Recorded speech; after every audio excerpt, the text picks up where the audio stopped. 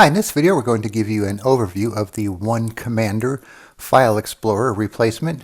So I shouldn't really say replacement because you can use them both at the same time, and you can actually set OneCommander to be your main file explorer if you want to do that as well. Alright, so it is free to use, and they have a portable version and an installable version. So I have the installable one here ready to go.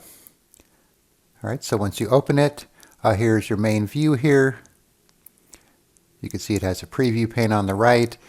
You can see you have various information such as file extensions, how old it is, the date. You could even turn on folder sizes if you want to do that as well. It just uses a bit more resources when you do that. All right, and then you have the tabs like you do with the Windows File Explorer, like so. Then you could right click on the tabs and you have various options here as well. Then you have the similar right-click options for your files and folders. Cut, copy, paste, delete, properties. So when you open up the properties, it actually uses the Windows Properties box here. You could actually create a zip file and so on. Then you have these kind of color tags here if you want to do that. To see a specific color, make things easier to find. And then down here we have some options here for the settings, for example.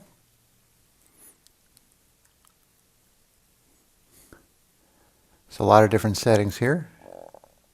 So they do have a Pro version, so you'll find sometimes that you try and change something and it'll say you need the Pro version for that. But for the most part, you could do a lot of things with the free version here. You have some themes if you want to go dark theme. View option here, you could see the Pro version here for checking this box. You could do columns, which I'll show you in a minute here. Window views, previews. Miscellaneous option, and you have some advanced settings. Alright, then down here we have the About, and here's where you could change your layout. So if you want to change it to a dual pane layout here, you'll have a side-by-side view, but you'll have the navigation pane just on one of the sides here. It won't be on both sides. So if you wanted to just kind of drag and drop over to the other section, you could do that easily. And then you also have a columns view here if you want to see them in this format. That way you could have multiple tabs open on the upper and lower section here. And then if you want to turn it back, just go back to single mode there. You have some search options here. Where you want to search, you could search by your tags, the colors that you just saw.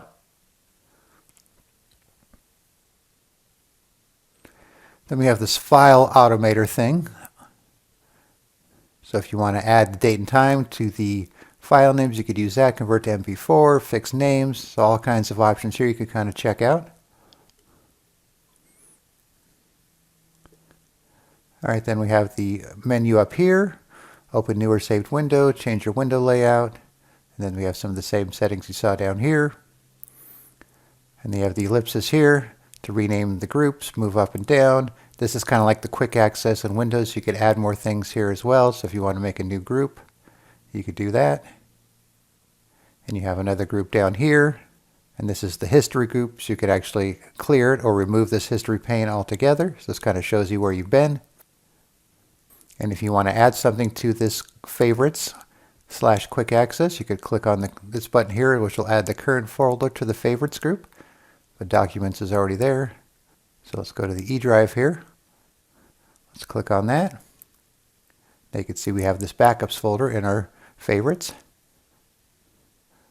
And then you could right click on it, open it, and remove it from the group, and so on. And then when it comes to zip files, you can see you have some options here to extract here, extract to, simply open it, and all your cut, copy, delete options. And you can see in the preview pane that it actually read the contents of the zip file, which is nice. And it'll do the same for, things like text files, like that. PDF files. This computer doesn't have Office on it, so it's not going to show any previews there for that.